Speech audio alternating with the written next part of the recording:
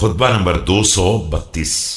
آپ علیہ السلام کا ارشاد کرامی، جس کا مخاطب عبداللہ ابن زمعہ کو قرار دیا تھا، جو کہ آپ علیہ السلام کے اصحاب میں شمار ہوتا تھا، اور اس نے آپ علیہ السلام سے مال کا مطالبہ کر لیا تھا۔ بسم اللہ الرحمن الرحیم۔ یہ مال نہ میرا ہے اور نہ تیرا، یہ مسلمانوں کا مشترکہ حق ہے اور ان کی تلواروں کا نتیجہ ہے،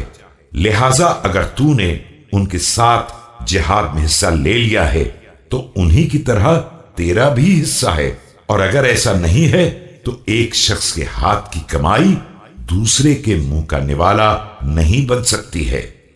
This money is not for me nor for you, but it is the collective property of the Muslims and the acquisition of their swords.